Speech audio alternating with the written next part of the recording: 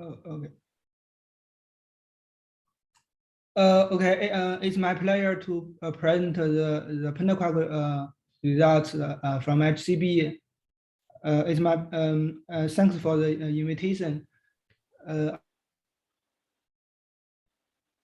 From the LHCb experiment is dedicated for flavor physics at the LHC. The advantage is that we have a very large production rate for B and charm for bottom and charm. We can also access all the B hadrons, including BS, BC, and B baryons. We have a very excellent detector suitable for also for the hadron spectroscopy and exotic studies. From 2011 to 18, we have totally collected 9 enrichment bar data for the run 1 and run 2. The run 2 data is about 4 times effective yield than the run 1. Okay, first the hidden charm Pentaquarks have observed in 2015, firstly by LHCb from the LAMB to GSI PK decays. We have about 26,000 LAMB signals and in the GSI proton image mass with a prompt peak. At that time, we have performed amplitude analysis. We found we need 2 GSI proton resonances that can describe our data. One is for the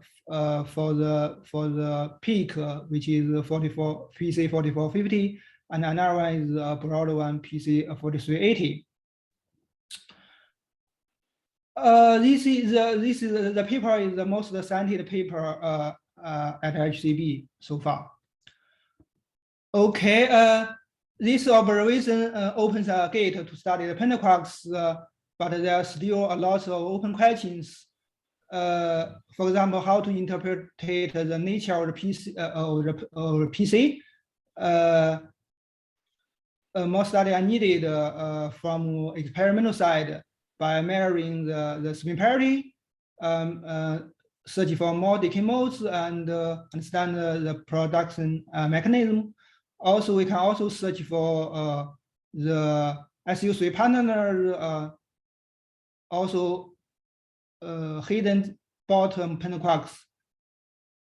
The most important question is what's the inner structure for the Pentaquarks, where it's a tight bonded Pentaquark or a loose bonded molecular, or the kinematic effect. So LHCb performed further studies. We have including run 2 data to update the analysis of this LAMB to GSI PK decays. We will improve the data selection and more data. We have found 10 times larger signal yield. Previous only a small enhancement became very significant, which is the PC 4312. Also, we found the PC 4450 is actually a 2 narrow overlap or 2 narrow states with very near with close mass, PC 4440 and 4457. Here we show the measured mass and the very narrow width and their fraction in the 3-body decays. We found the rate is somehow smaller than the amplitude analysis in run 1. The most intriguing thing is the peak of the 3 PC are just below the sigma CD or sigma CD star mass threshold. This favors molecular interpretation, but other hypotheses are not ruled out. Since it's only one-dimensional fit to the GSI proton mass, it's not sensitive to the broader structure. To know the broader PC of 4380, we need a full amplitude analysis, which is in a very advanced stage. Next is the evidence of the PCS hidden charm Pentaquarks with stringiness, which is suggested by theory, and to search for it in the Cascade B decay into GSI lambda K, we can use the GSI lambda inverse mass to check the PCS. Actually, we have reconstructed about 2,000 Cascade B signal, and here shows a Dalit plot. We see prominent Cascade resonances, but in the GSI lambda mass square projection, we see some enhancement land here. If we project the inverse mass in the Cascade reduced region here, we can see this enhancement. So we performed the amplitude analysis with improved helicity formalism. Here we carefully check the alignment for the final state particle involving the spin half particle.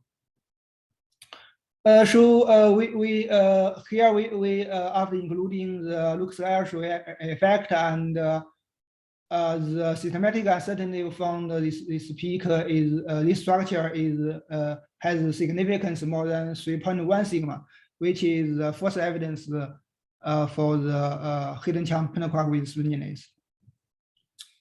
We call this PC its mass is at 4459.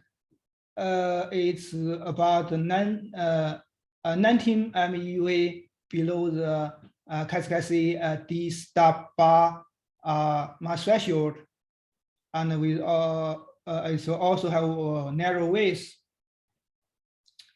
So it's very similar to the PC 4440. Actually, the peak operation is consistent with the molecular model prediction. Here is one example. They predict there are two PCS near in this region. One have spin half and the other have spin 3/2. There are a lot of these PCS predicted with molecular models, so we expected more PC states could be searched for and found and overall. So next is the evidence of new PC from BS to GSI PP bar case. We used the non-uniform data. We have found about 800 signals here. The BS mass peak with very clean signal. If we examine the Dalit plot of GSI proton versus GSI proton bar, we found almost in the same person there are some enhancements. So an amplitude analysis is performed. We assuming the same PC decay into GSI proton and GSI antiproton. The most intriguing is the mass projection for the GSI proton and the GSI proton bar. You can see if we do not include the PC, the theta is the blue curve. We missed these 2 points, and also here, if we include the one PC, we can have a very good fit to the data. Depending on the assumption for the spin parity, For the PC, we also consider systematic uncertainty and Lux-Square effect. We found this structure is the significance is 3.1 to 3.7 sigma. Okay, here is the measure mass and width. The mass is 4337. It cannot match any previous observed PC. So this is a new evidence for new Pentaquark. Due to the limited sample size, we cannot measure the spin parity. So we need more data to have to understand the property of this Pentaquark, whether or not it's a P-wave Pentaquark or it's another things. We need more data. So there are some prospects. There's some one analysis is updating is this Lambi2 GSI PK amplitude analysis. We want to use this to understand and to see whether or not we have sensitivity for the spin parity for the narrow PCs, or and we also want to check the broad PC 4380 and other narrow Pentaquarks suggested by molecular model. We have did a lot of improvement. For example, this lambda star model and the Pentaquark model, and also ensure the formula is right for the amplitudes, and also include the mass resolution for the GSI proton. We have obtained a very good fit. There are also other more intriguing ideas, but may need more data from run 3. For example, with other than the GSI, we can search other charmonium final state such as LHCb proton and Cas1 proton. We also would like to study more open charm final state such as sigma C D bar. Since this decay mode, since the branching fraction for the 2 charm decays, the production of this branching fraction for 2 charm decays is small, and they have also have more checks, means lower efficiency. This need more data. Another thing we can use in a prompt production to search for Pentaquarks. So far we only used the B decays. Another is to search for the single charm Pentaquark. This is the prospect for the data taken. We by 2025 we expect 3 more time data. Because we also have improved the trigger efficiency for the hadronic final states will double. Then we expect have 6 times more decays with hadronic final states. That means for the sigma C D or lambda C D final state or eta C proton final state, we will gain more. Yeah. Okay. There are some previous studied channels we may need to update for the run 3. For example, this amplitude analysis for the Cabibel suppressed decays or Lambi2 GSI P pi. We in the run 1 data we see some evidence for the exotic hadron contributions. We expected about 10,000 signal events in the run 1 and run 2 data, but this is only 1/3 of the signal for the carboxyl decay in round 1. So to see the fine structure, we may need more data. Another is with round 1 data, we further observe Liming 2 Ca1 and Ca2 PK decay. This is a golden channel for search for the Pentaquarks with positive parity. We expected have 2 sound signal with round 1 and round 2 for the Ca1 and Ca1 final state. Maybe we can have a full amplitude analysis on this data, or we may need a run 3 data. Another thing is the eta-C PK. Since the eta-CP in S-wave can only access half minus Pentaquarks, so this final state is sensitive to half minus PC. If the PC4312 is sigma C D bar molecular, which is one half minus, so the predicted with molecular model, the predicted branching fraction between eta-C proton to GSI proton is 3. The difficulty is the eta-C reconstruction. The eta-C decay mode have very small branching ratio. So with the run, we choose the eta-C to PP bar final decay because the PP bar have less non-resonancy.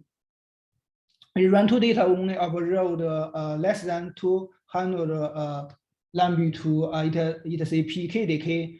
We also look at the eta-C proton in mass. We do not see significant PC4312 and set up limit. This upper limit is 10 times larger than the theoretical prediction from molecular model. So the data is too small, can't have any conclusion yet. We run 3 data. We may expect about 1,000 signal. So maybe amplitude fit can be tried at that time. Also, we can search for the single charm Pentaquark, such as using the Liming K or Liming K pi. This can access the CS bar UDD open charm Pentaquark. With round 1 data, we found this Liming to 3 body decay, examined the Liming K in mass, and they did not find any significant peak. So we may need more data to check, to search for this kind of Pentaquark. So summary, thanks to excellent LHC performance, we have made a lot of progress on the Pentaquarks. We have observed 3 new narrow states, PCs. The mass threshold, they are just below the mass threshold, so the mass threshold must play an important role in their dynamics of for their mass. We also have 2 new results about the evidence for the first PCS and another new PC. The amplitude analysis for Liming to GSI PK is in advanced stage. We may expect some results maybe this year. We also have some good idea, lots of ideas to explore the Pentaquarks, but more data may needed. Okay, thanks. Thank you very much indeed, Liming, for this presenting these impressive results. And there is immediately Christoph. Go ahead. Yeah, thank you very much for the nice talk. My question is about your analysis for the JSI PP bar final state. I just wanted to ask if any PP bar final state interaction was included in the analysis. So far, I think we only include the non-resonance PP bar in the blue, in green. Well, it would be interesting probably to also allow for some more narrow PP bar structure, because if there were a PP bar structure there could be some interference of the PP bar thing with both J-psi-P and J-psi-P bar distributions, and it might even allow for making the peaks that you observe consistent with the weak evidence peak one sees in the J-psi-PK at 4380. It's not that far away, but if you have an interference from a cross channel, it could move and shift the peak. And that would then give a common explanation of both data sets, which would be appreciated.